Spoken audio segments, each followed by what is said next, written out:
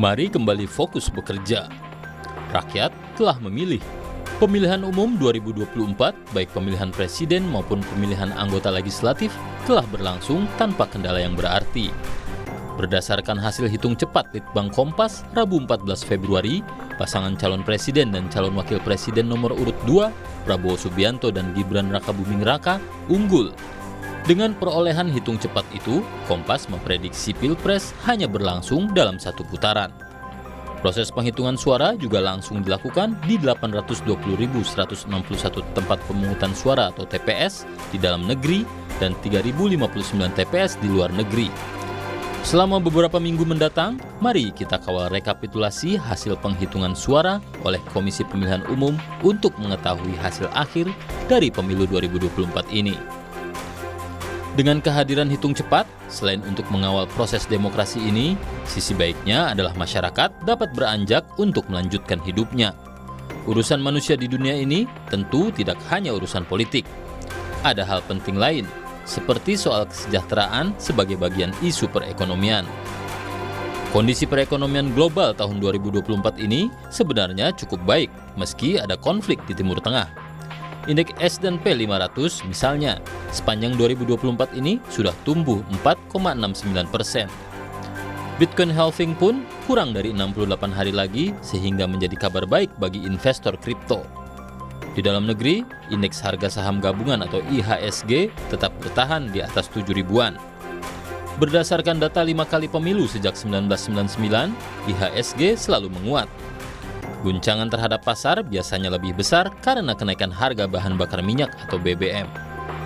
Persoalannya, kepulauan ini tak hanya dihuni oleh kaum berpunya yang leluasa berinvestasi lintas negara atau borderless. Sebagian penduduk negeri ini hidup dari hari ke hari. Tiada hari tanpa bekerja, karena tanpa bekerja, tiada makanan. Berdasarkan data Lembaga Penjamin Simpanan LPS, sebanyak 98,9% rekening di Indonesia hanya berisi dana kurang dari 100 juta rupiah. Itu pun nilai rata-ratanya hanya 1,9 juta rupiah per rekening. Nilai rata-rata tabungan itu turun 30% dalam 3 tahun terakhir. Itulah kondisi real sebagian besar rakyat Indonesia yang sesungguhnya tidak baik-baik saja. Oleh sebab itu, seusai pesta demokrasi ini, mari kita kembali fokus bekerja.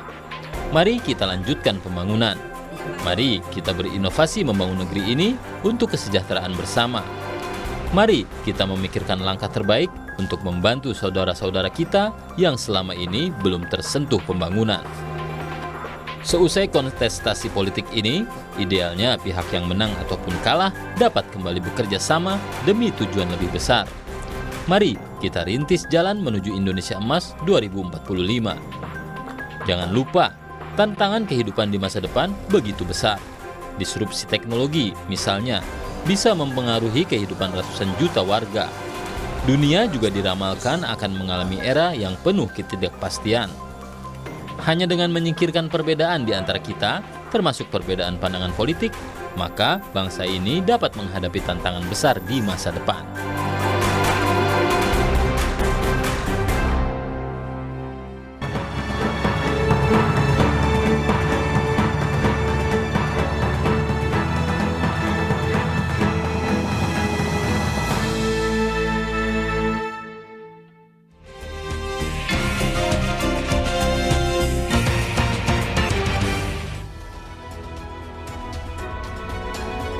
Kita berada di segmen Ulas Kompas dan kita akan bahas apa yang menjadi sorotan Harian Kompas edisi 15 Februari 2024 dan sudah bersama saya di sini ada Mas Tri Agung Kristanto. Selamat pagi Mas. Selamat pagi kita. Biasa kita akrab disapa Mas Tra, wakil pemimpin redaksi Harian Kompas. Mas Tra, selamat pagi. Selamat pagi. Mas Tra nyoblos kemarin? Pasti ada. Mas Tra, kita langsung saja bahas apa yang menjadi sorotan di Harian Kompas pada pagi hari ini. Ini kalau kita lihat ada infografis Mas Tra. Betul. Ini ada 7 lembaga survei yang menampilkan bahwa Prabowo Subianto dan Gibran Rakabuming Raka ini menempati posisi pertama ya. Apa yang bisa digambarkan dari visual ini Mas? Kalau berdasarkan data dari 7 lembaga survei termasuk Litbang Kompas kemarin menunjukkan bahwa pemilu presiden dan wakil presiden tentu saja akan berlangsung satu putaran karena kemarin juga sudah dideklarasikan bahwa kira-kira akan menjadi satu putaran. Meskipun kita masih menunggu hasil dari Komisi Pemilihan Umum dan kemudian dari angka-angkanya ini kelihatan sekali bahwa sebenarnya dari berbagai lembaga survei ya bergeraknya kira-kira relatif sama gitu. Jadi ini dengan lihat data suara masuknya sudah relatif stabil gitu, sudah relatif selesai. Karena sudah sebagian sudah di angka di atas 90-an%. Hanya di Litbang Kompas ya? Litbang Kompas yang 88, sekian persen. Kenapa? Karena dalam proses quick count ini atau hitung cepat ini, Litbang Kompas melakukan validasi datanya itu sampai 3 tahap gitu, sehingga kemudian memastikan bahwa betul data itu berasal dari lapangan dan kemudian angka-angkanya tepat dan sebagainya. Jadi itu proses yang relatif lebih panjang dibandingkan mungkin lembaga-lembaga survei yang lain. Oke, Mas Ra, kalau kita menyambung, ini kan terkait dengan Pilpres ya. Di sebelahnya itu adalah hasil cepat Kompas, hitung cepat Kompas untuk Pileg 2024. Kaitannya apa, Mas Ra? Iya, kalau kita bicara tentang data yang ada di sini, kita akan melihat bahwa 2024 ini pemilunya menghasilkan calon presiden dan calon wakil presiden yang unggul adalah Prabowo Subianto dan Gibran Rakabuming Raka. Tetapi kalau kemudian kita melihat di data sebelahnya dari hitung cepat untuk pemilu legislatif, partai politik kita melihat bahwa PDIP masih yang berada tingkat paling atas gitu. Meskipun datanya kalau kita mengacu data ini saja gitu, artinya berdasarkan dari hitung cepat sampai dengan 60,8% dan biasanya sudah stabil, itu di angka 17,3% PDIP itu dibandingkan dengan data tahun 2019, pemilu 2019 memang mengalami penurunan karena tahun 2019 PDIP itu meraih 19,3%. Jadi turun 2%. Ya mungkin karena ada efek, nanti kita bicara berikutnya efek Pak Jokowi di dalamnya. Kemudian Partai Gerindra itu jadi nomor 3 karena nomor 2-nya justru Partai Golkar 14,8 itu juga mengalami kenaikan. Kira-kira Partai Golkar pada 2019 12,3. Kemudian Gerindra 13,7 itu juga naik sedikit karena Gerindra di pemilu 2019 dia mendapatkan 12,57.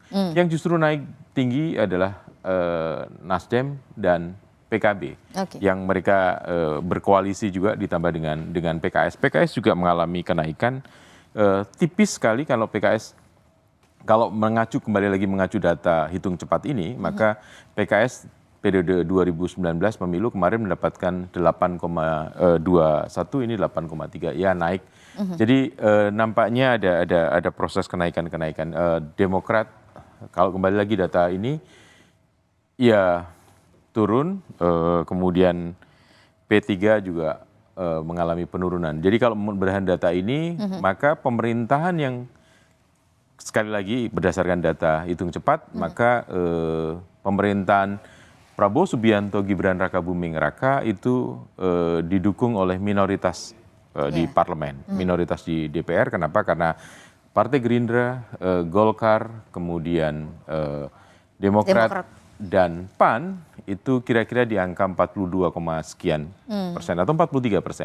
Sementara gabungan antara yang mendukung Anies Baswedan, Muhaimin Iskandar dan Ganjar Pranowo Mahfud MD, PDIP, Nasdem, PKS, PKB, kemudian ya kalau P3 masuk itu makin jadi kecil, jadi artinya mereka menduduki mayoritas di parlemen, sekitar bisa 57%, atau kalau P3 masuk tambah 4%, kira-kira kalau dia lolos 4% misalnya, ya berarti 57% mereka akan. Artinya apakah begini Mas Ra, ada langkah berat yang akan ditempuh oleh jika memang nanti disahkan sebagai presiden dan seperti cawapres? Sekarang ini datanya ya. Iya, apakah mereka akan mengalami kesulitan karena kan minoritas Mas Ra? Ya, itu yang kemarin tadi malam disampaikan oleh Pak Prabowo ketika menyampaikan pidato, belum pidato kemenangan, tapi pidato unggul dari angka-angka yang ada, kemudian harus merangkul semua unsur. Artinya setidak-tidaknya harus bisa menciptakan pemerintahan yang stabil kalau dia mayoritas di parlemen juga, mayoritas di DPR. Dan kita punya pengalaman ketika pemerintahan kita, presiden dan wakil presiden itu adalah bukan dari partai pemenang pemilu dan tidak mendapatkan dukungan dari partai pemenang pemilu, bahkan menjadi minoritas di DPR. Tahun 1999 pemilu, waktu itu pemilihan masih dilakukan di DPR, di MPR maksud saya, di MPR, dan kemudian kita lihat kemudian komposisi pemerintahan yang dipimpin oleh Presiden Abdurrahman Wahid dan Wakil Presiden Megawati Soekarno Putri mengalami guncangan-guncangan yang luar biasa, dan ya kita tahu jalannya pemerintahan pada waktu itu. Oke, tapi apakah itu berkaca dari 99, apakah mungkin saja bisa terjadi di pemerintahan kali ini, 2024, Mas? Karena itu Pak Prabowo nampaknya memahami betul sehingga kemudian mengatakan kami akan merangkul semua unsur. Itu yang menjadi berita utama harian Kompas hari ini maupun di kompas.id yang kita, dan terus akan datanya terus akan bergerak. Tapi kira-kira dengan angka-angka seperti ini relatif tidak akan banyak berubah kita. Oke, Mas Ra, kalau tadi judulnya adalah kami akan merangkul semua unsur, ini kita sekarang coba komentari mengapa harian Kompas kemudian memilih visual foto ini di halaman utama, Mas Ra. Ekspresi yang ingin coba ditampilkan seperti apa, Mas Ra?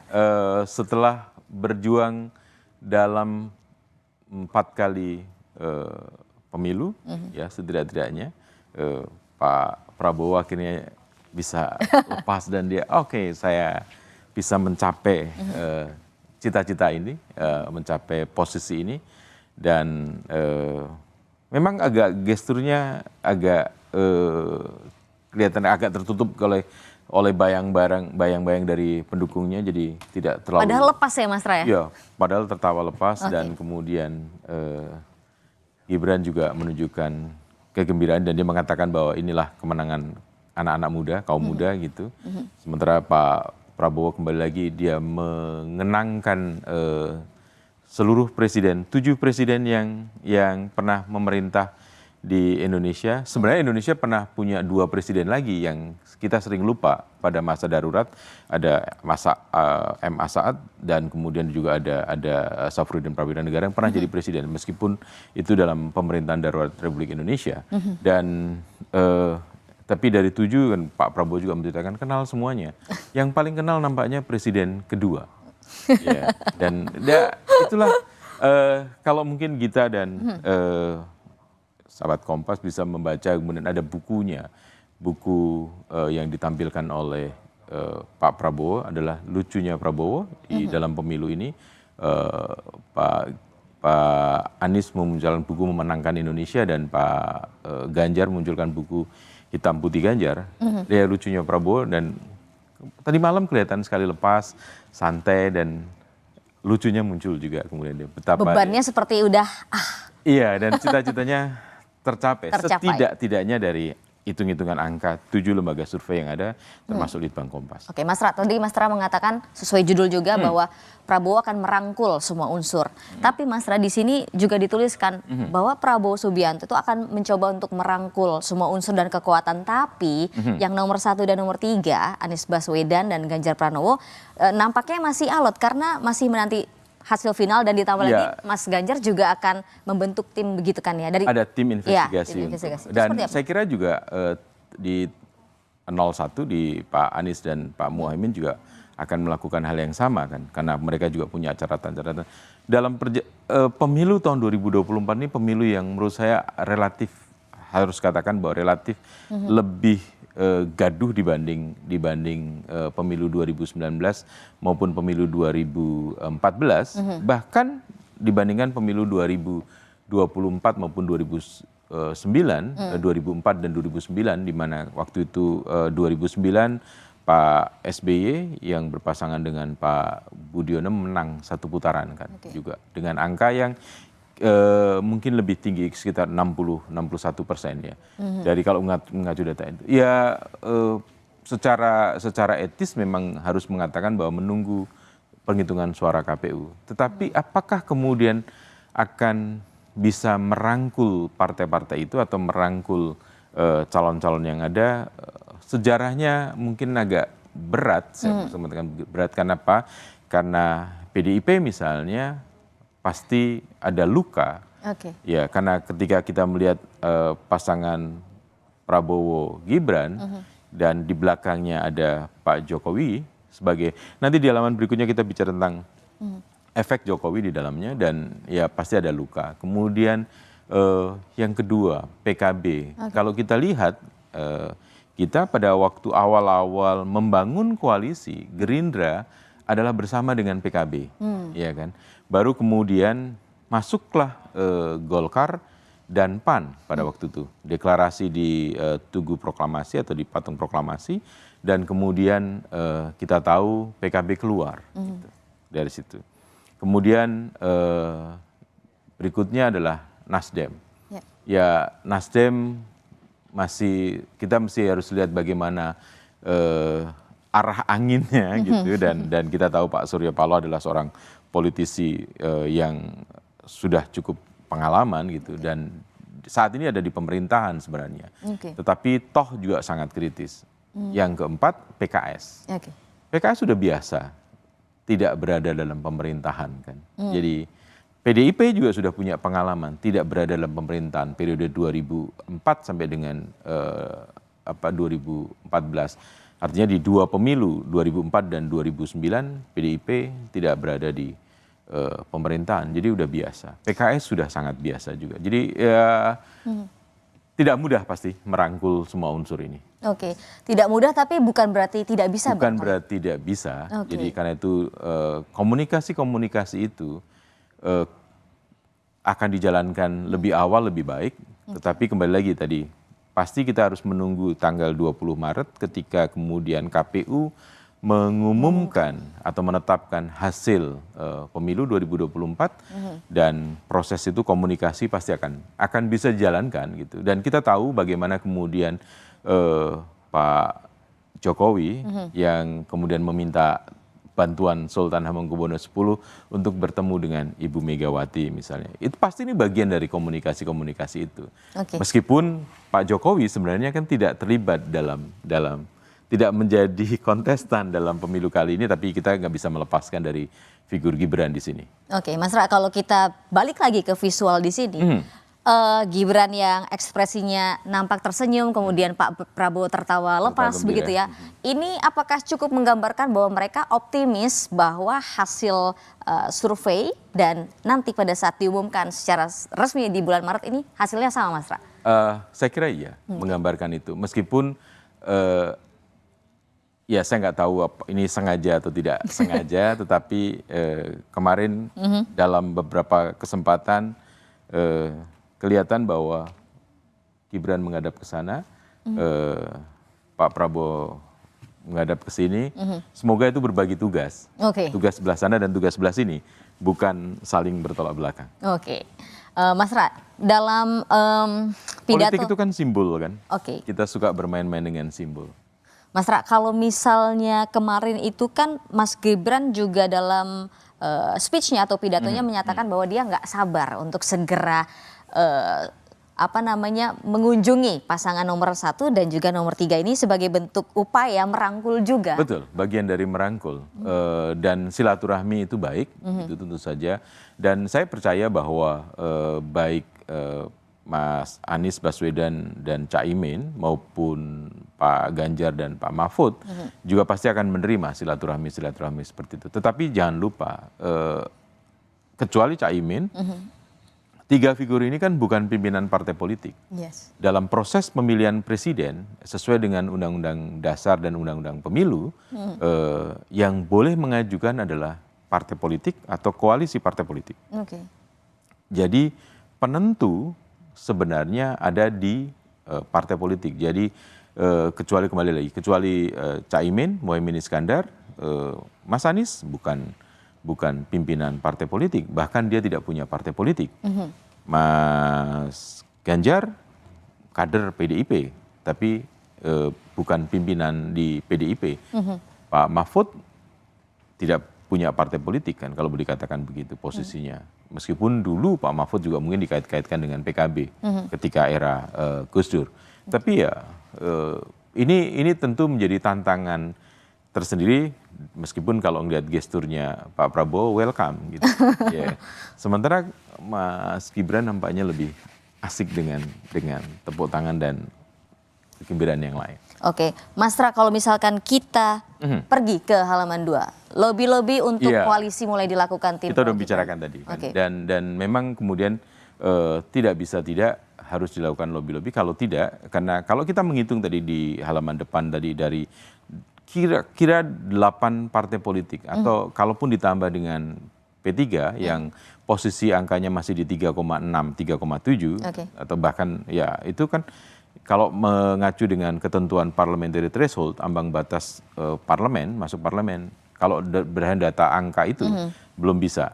Tapi ya kan ada ambang batasnya 1%, jadi Oke. naik turunnya bisa. Ya artinya memang nggak bisa, mau tidak mau harus Pak Prabowo Gibran harus kemudian melakukan lobby-lobby untuk melakukan koalisi dan Oke. penguatan koalisi partainya. Oke, kita tahan dulu Mas Tra, kita akan lanjutkan lagi lobi-lobi untuk koalisi mulai dilakukan tim Pro Gibran usai jeda. Tetap bersama kami di Laporan Khusus Pemilu 2024. Anda kembali di Laporan Khusus Pemilu 2024. Tepatnya Anda berada di segmen Ulas Kompas, masih bersama saya Mas Tra. Mas Tra, kita lanjut lagi. Lobi-lobi untuk koalisi mulai dilakukan tim Prabowo Gibran. Sebenarnya langkah yang Mas Tra kan juga sebagai ahli pers.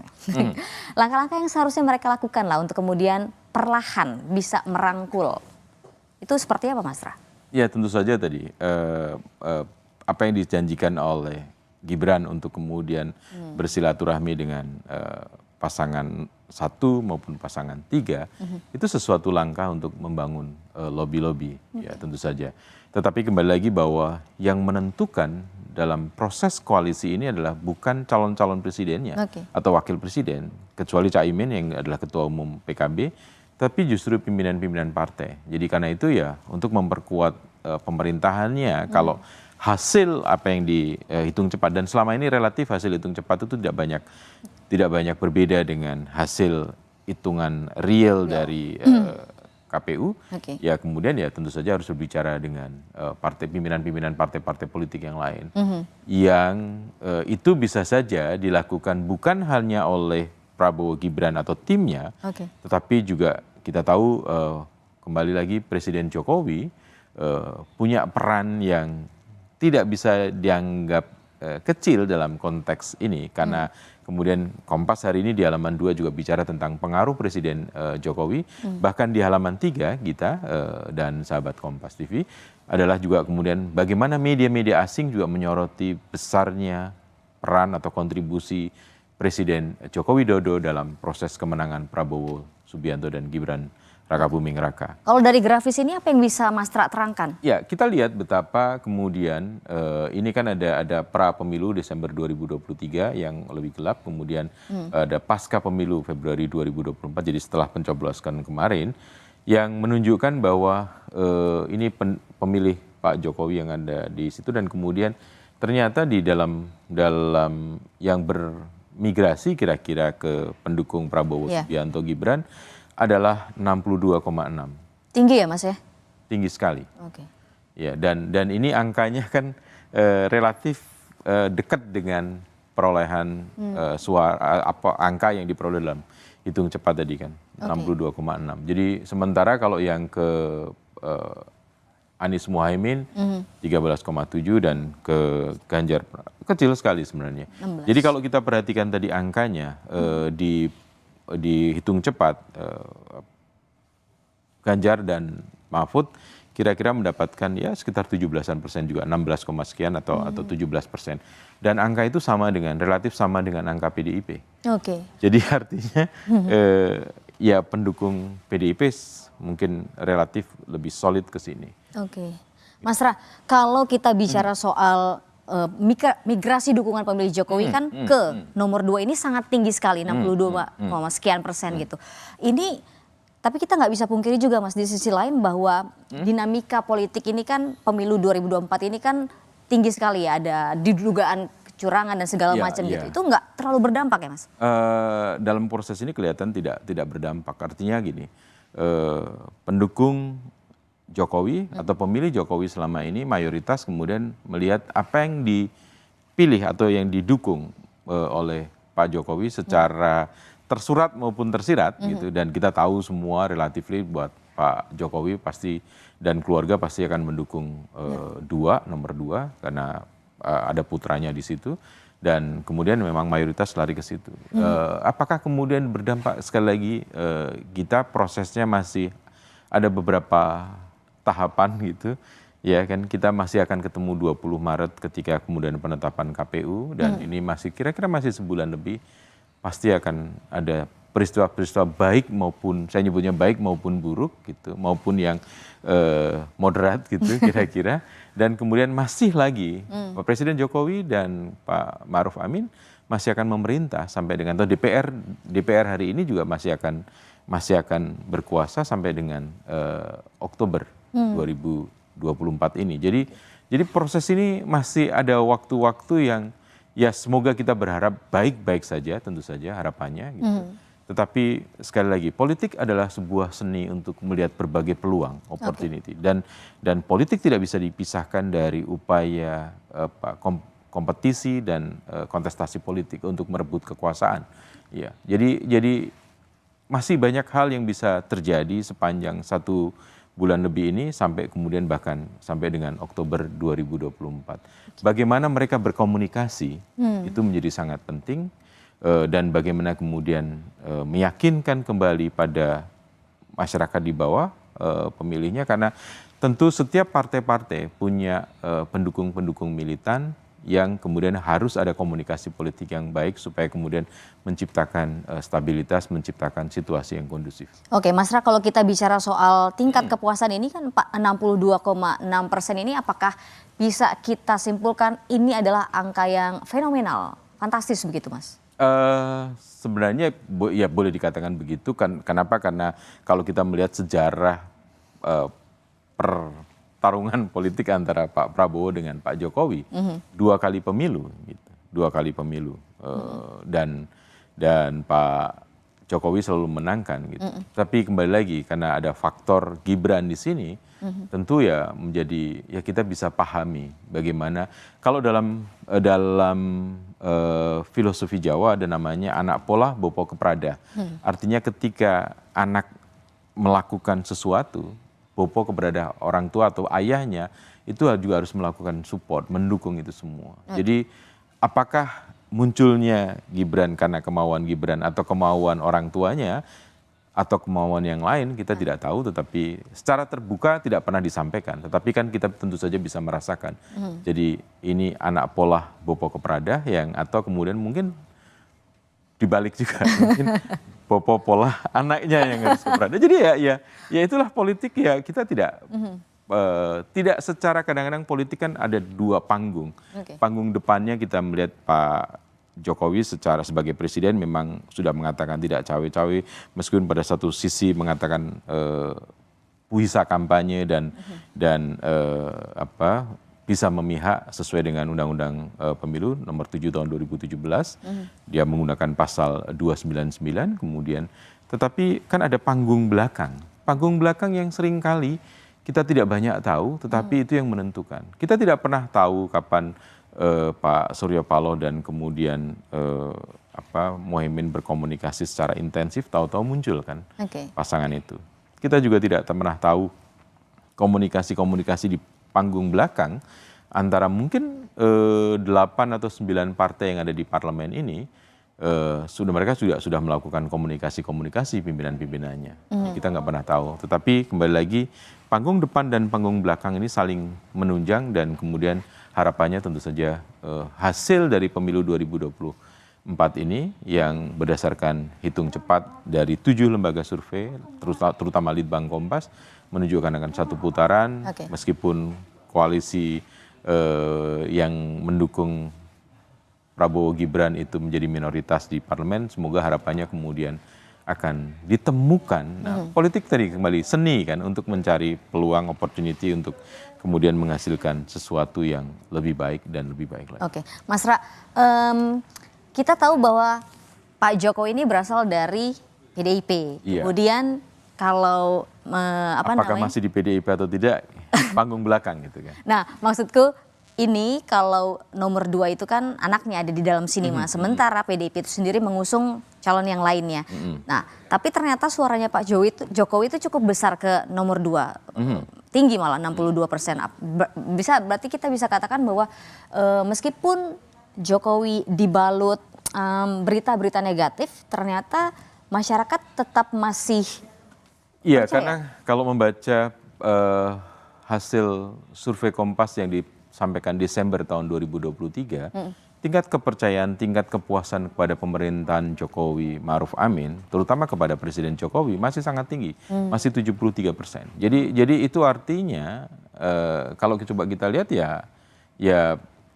ya komposisinya kan di situ. Jadi nah ya inilah pendukung setia dari Pak Jokowi yang kemudian belum tentu mereka PDIP gitu, pilihan partainya. Tetapi ya kita tahu di masyarakat begitu banyak orang yang mengidolakan Pak Jokowi, tetapi pada belakangan ini juga kemudian justru menjadi pengkritik, bahkan boleh dikatakan menjadi penghujat Pak Jokowi. Jadi itu yang terjadi pergeseran dan sebenarnya hal yang biasa dalam politik kita. Kenapa? Karena seseorang pemuja, pendukung, kemudian beralih dukungan sesuatu yang biasa, tetapi kita tahu bahwa tingkat kepuasan kepada pemerintahan Jokowi itu masih sangat tinggi, masih di atas 70% itu Tinggi ya, Mas, ya? masih tinggi. Karena kita tahu kalau bandingkan dengan beberapa pemerintahan yang lain di negara yang demokrasi, Indonesia disebut sebagai negara demokrasi terbesar ketiga di dunia. Kita bandingkan bagaimana tingkat kepuasan kepada Presiden Joe Biden misalnya, sekarang udah turun di atas, mungkin di bawah sekitar 50-51%. Oke. Mas Ra, ini ada survei pasca pencoblosan pemilu 2024. Judulnya Faktor quote and quote Jokowi penentu kemenangan. Apakah ini artinya di mana Pak Jokowi berada pasti si calon ini akan menang, Mas Ra? Di satu sisi kelihatannya begitu. Kenapa? Karena kalau kita mau bicara secara terbuka, ini boleh dikatakan juga kemenangan kembali lagi. Faktor Jokowi menjadi penentu kemenangan ini juga kemenangan Pak Jokowi dan kita.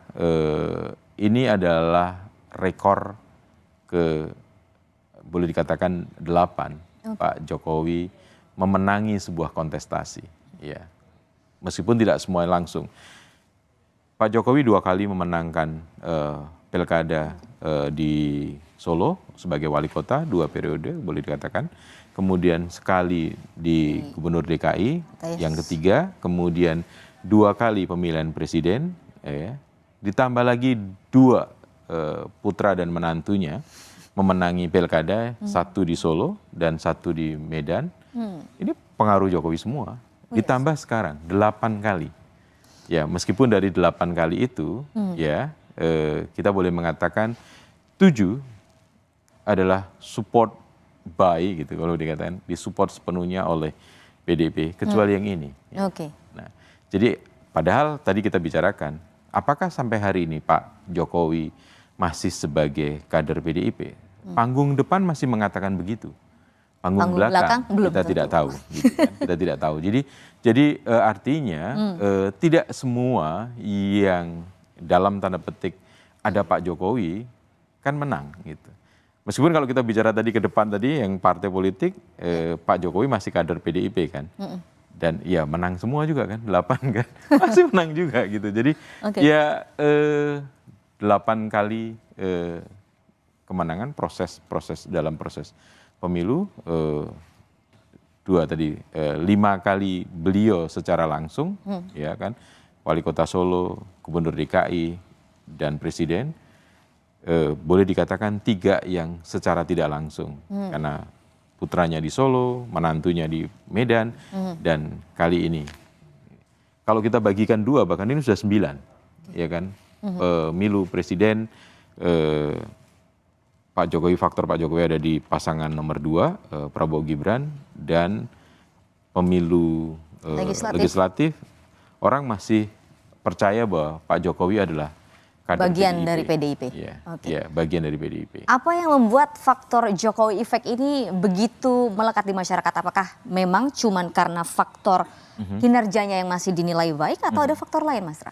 Saya kira paling utama adalah kinerja. Meskipun setahun terakhir ini, karena itu tadi saya sampaikan, masih ada proses di bulan Maret sampai dengan Maret, kemudian proses berikutnya sampai dengan Oktober 2024 ini, dan ya kita tidak tahu sehabis itu. Oke. Bahkan kalau ini kan ini masih masa di mana Pak Jokowi masih memerintah, dan tentu sebagai presiden seperti yang disampaikan di masyarakat juga, kemudian beliau punya tangan-tangan yang kemudian bisa menggerakkan banyak hal gitu. Oke. Tapi setelah itu kita tidak tahu. Mas Ra, kalau bicara soal yang grafis ini, Mas, 8 program hasil terbaik cepat Prabowo Gibran ini, apa yang mau coba disampaikan? Iya, ada 8 hal yang angkanya 8 juga, 8 kali kemenangan. Oke. Ya, saya tahu Pak Jokowi, saya yakin Pak Jokowi suka bermain-main dengan angka-angka. Oke. Dulu Pak SBY juga gitu kan, tidak pernah menggunakan angka genap. Kalau mau mengatakan 4, 3 plus 1. Oke. Ya kan. Nah, mungkin Pak Jokowi juga suka bermain-main dengan angka. Angka 8 itu angka dalam Kesempurnaan ya, Mas? iya, dalam filosofi Jawa maupun di filosofi Cina gitu juga ini bagus gitu. Dan 8 ini kita menggambarkan apa yang mau dilakukan. Memberi makan siang dan susu gratis itu yang selalu disampaikan. Meskipun ini juga sempat dapat cibiran ya, Mas ya? Iya, karena pasti ini akan memakan anggaran yang besar. Sangat dan besar.